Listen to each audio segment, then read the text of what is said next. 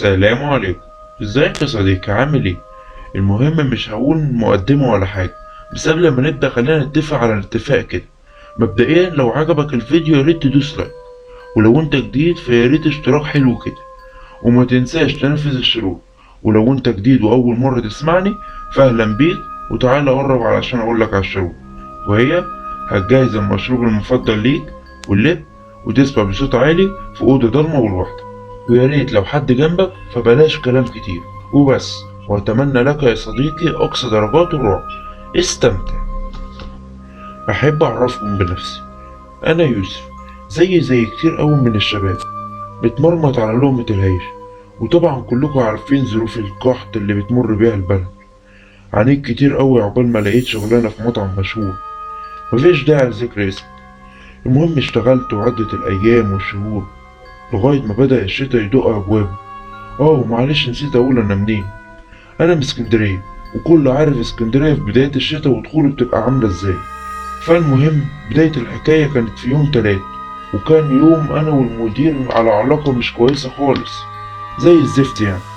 فالمهم بالليل بعد ما كله مشي، هو جه ميعاده إن هو يمشي. فراح قايل لي: بقول لك ايه يا يوسف، ما تقفلش الا الساعة واحدة بالليل، علشان في اوردر هيجي الساعة 12، اعمله واقفل ووصله. وانا رحت قايل له: اللهم طولك يا روح، ازاي يعني يا استاذ؟ بس الدنيا مش هتنتهي زي ما انت شايف، هقعد ده كله علشان اوردر؟ وكان ساعتها الساعة 10 بالليل. فراح قايل لي: خلاص يا حبيبي، لو عايز تروح روح، بس حق الاوردر هيتخصم من مرتبك اخر الشهر. وراح سايبني وماشي، وانا ما باليد حيلة علشان اعملها، ومحتاج فلوس استغفر الله العظيم يا رب. المهم فضلت قاعد والوقت بيمر بملل، ومش عارف ليه بيحصل حاجات معايا من اول اليوم مش كويسة خالص. البداية بالمكنة تعطل عطل منيل، وفلوس تقع مني، وحاجات اخر زفت يعني. المهم فضلت قاعد لغاية ما جت الساعة 12 بالدقيقة، ولقيت تليفون المحل بيرن.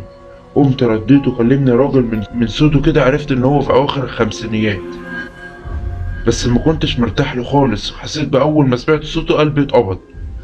المهم جهزت الاوردر وقفلت المحل وركبت ورحت الفيلا كده. فضلت حوالي ربع ساعة الراجل عمال يقول لي ادخل يمين في شمال لغاية ما وصلت للفيلا. فتح لي واحد شاب كان في العشرينات كده، وكان لابس زي روب اسود وحاطط الطاقية بتاعت الروب على راسه، وراح مبتسم لي ابتسامة كده مرتحتلهاش خالص، وقال لي: اتفضل ادخل يا يوسف.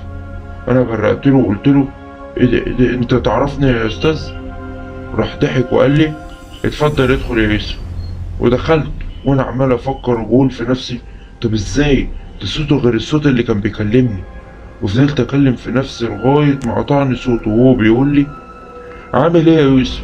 وايه اخبارك واخبار والدتك؟ انا عمال ماشي ببصله منذهل ومصدوم. فرديت عليه: بخير الحمد لله يا استاذ. راح قايل لي: اسمي جلال. ودخلت وراه. رحنا عند مكتب كده من شكله قديم قوي وعتيق. قعدت على الكرسي وراح قايل لي: ثواني وهجيلك. فضلت قاعد بفكر ايه اللي يخلي ناس سواد زي دول يدخلوني ويقعدوني في مكان ليهم. فجأة لقيته جاي من باب غير الباب الرئيسي بتاع المكتب، وكان معاه شنطتين سود، وراح حاططهم قدامي على المكتب. وراح بدأ يقول لي: بص بقى يا يوسف، انا عارف انت بتمر ايه في اليومين دول، وانا علشان بحبك هعرض عليك شغلانة لا مؤاخذة يعني محدش من الطبقة بتاعتكو دي يحلم بيها قبل كده. بص كده.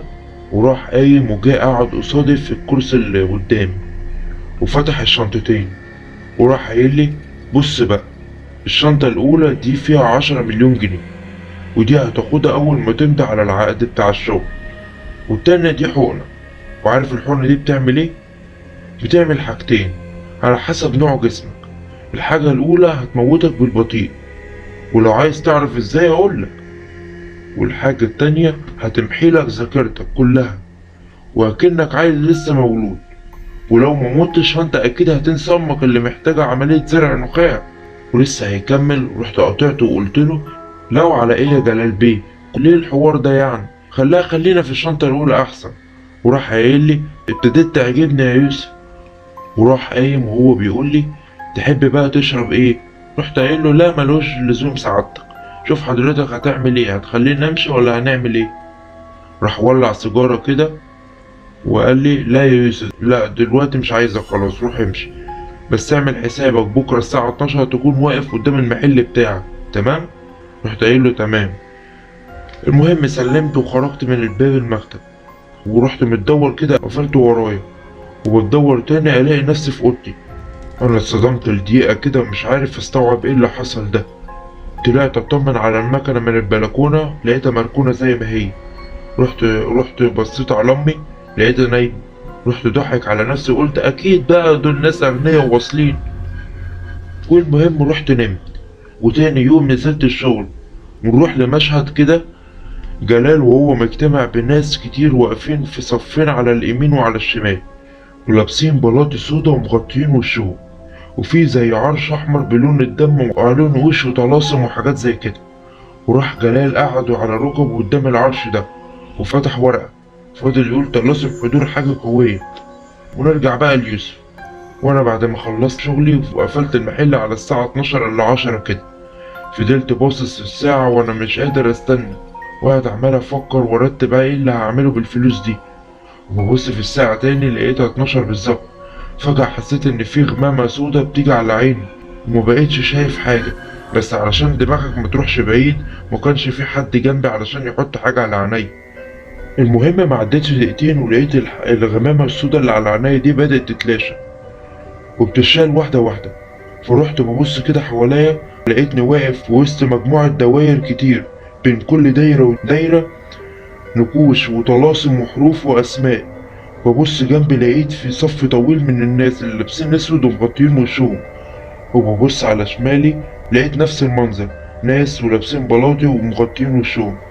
وسمعت صوت حد بيجي من ورايا وبيقول لي ها يا يوسف، جاهز علشان تمضي العقد؟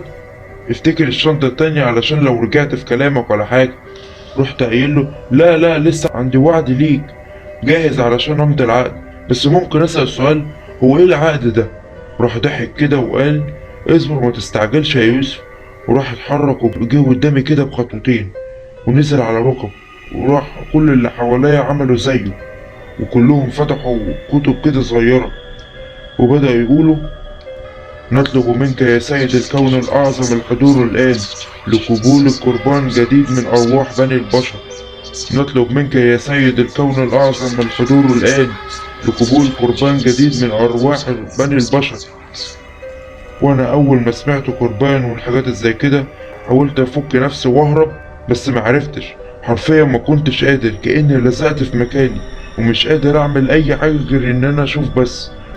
وفجأة الشموع السوداء اللي كانت منورة المكان كله اللي حوالينا اتطفت، وبدأت أحس بحركة غريبة في المكان، ومعدتش ثواني وكل الشموع نورت تاني.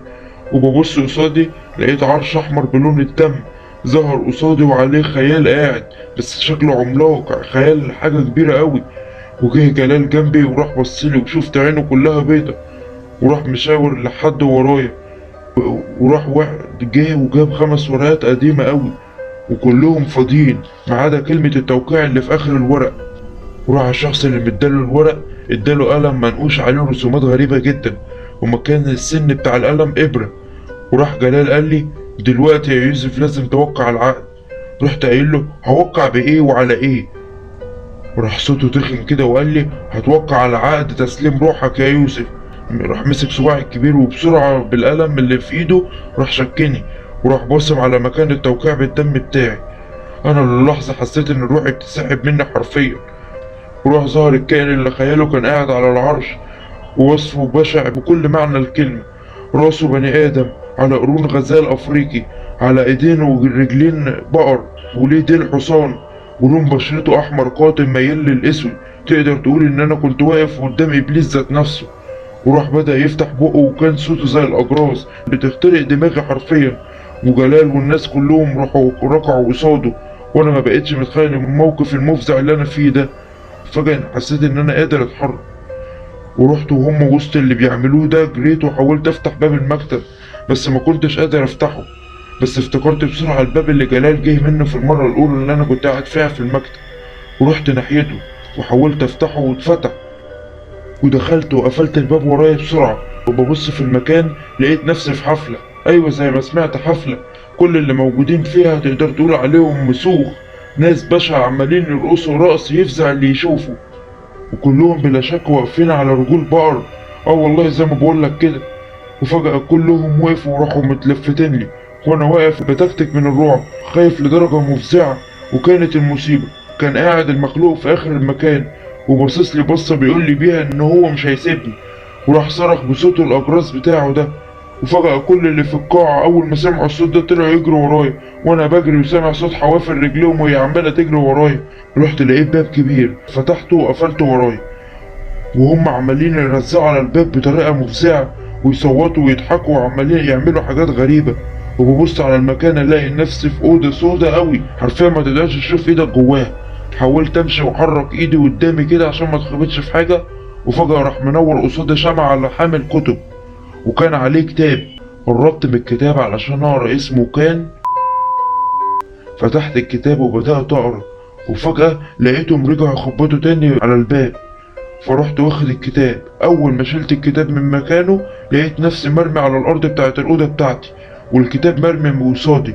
قعدت احمد ربنا ان هو خرجني من المكان الاسود ده. المهم رحت جبت الكتاب وقعدت اقرا فيه، ولقيته مليان من عقود الدم اللي زي اللي حصلت معايا. اكتر من 20 بني ادم اتلعنوا بلعنه عقد الدم ده. ولقيت المخلوق البشع ده مرسوم في صفحه من صفحات الكتاب، او لقيت مكتوب تحتيه ان هو واحد من اولاد ابليس. ورحت بغباء حاولت اقرا اسمه، وفجأة راح النور قطع. ورحت قمت جريت على أوضة أمي، وبفتح الباب لقيت أمي قاعدة على كرسي. بس عشان تكونوا عارفين أمي ما بتقدرش تتحرك. فالمهم أنا أول ما شفتها خفت أوي، وفي نفس الوقت جالي لحظة من الفرح. فرحت بقول لها ماما، يا ماما، هو انت ده؟ انت ازاي قدرتي تتحركي؟ وعمال اقرب منها وفجأة سمعت صوت باب الأوضة بيتقفل. عايزكم تتخيلوا الموقف اللي أنا فيه ده. أمي اللي ما بتتحركش قاعدة على كرسي وعمالة تطلع بجسمها قدام وورا، والنور قاطع والباب بيتقفل لوحده. وبدأت أحس إن في حد معانا في الأوضة، ولسه هقرب من أمي وكانت المصيبة. أمي طلعت جريت عليا بسرعة مش مناسبة لسنها خالص، وراحت رفعتني بإيديها الاتنين بقوة رهيبة. وشها لو حد شافه أكيد لازم يغمى عليه من كتر الفزع. وراحت قايلة رجع الكتاب، انت ليه خدته؟ رجع الكتاب يا اما هقتلك. وراحت صرخت بصوت عالي قوي. وفجأة النور جه علشان ابص الاقي امي نايمة زي ما هي، وانا ما قدرتش استحمل كل اللي بيحصل ده، ودماغي كانت هتتشل حرفيا من كتر التعب والرعب. وهتقولي لي عملت ايه ساعتها؟ هقول لكم انا نمت من كتر الخوف، وشفت كابوس ما يعلمش بيه الا ربنا. كده يا صديقي يكون خلص الجزء الأول من القصة. ولو عجبتكم القصة هحاول أعمل منها سلسلة أجزاء، وهحاول إني أنزل الجزء التاني في أقرب وقت. وأما بقى من ناحيتك أنت، ياريت يا صديقي لو أنت جديد وأول مرة تسمعني ادعمني، وده بالاشتراك واللايك. ولو عندك كومنت حلو أو وحش عادي قوله، أنا بقولك أنت صديقي. أما أنت بقى لو من حبايبي اللي واقفين في ظهري مش هوصيك على اللي هتعمله بقى. وبس، وأتمنى إن القصة تكون عجبتك، وبشكرك يا صديقي على سماعك القصة، وشكرا.